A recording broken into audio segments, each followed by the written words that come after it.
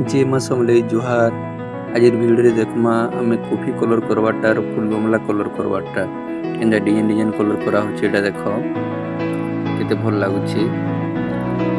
एटा फूल रखबार लगी से हमर गुलदस्ता जेन बोलसन एटा बनाई कर गोटे नुआ हे एटा बना हेची और ऊपर एटा फूल डिजाइन करा होची केनदा डिजाइन करा होची देखो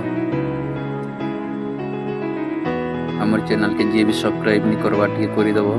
और बेल घंटी के प्रेस कर दबो नुआ नुआ वीडियो आपण मानकर पाके पहुंची पारबा और कमेंट करि करि भी टिके जणाबो केनता लागुछि हमर वीडियो और केनता केनता जिनिस भल लागुछि कि नै लागबा सब कमेंट करि करि टिके कहबो कमेंट टिके कहले वीडियो बनावा ले टिके भल लागछि कि नै देखो केनता डिजाइन करा होछि कलर कले केते भल दिसबा एटा सब बार्निश कलर करा होछि और एटा ऊपर वाटर कलर करा होछि देखो गुटे बरस रे डबल कलर बाहर होछि एंदा मरा होछि देखो डबल कलर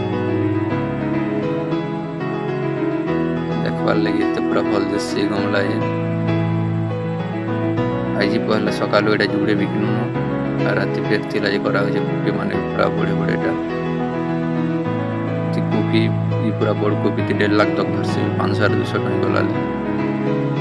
जाके बड़ कॉफी दरकार होछि नै अब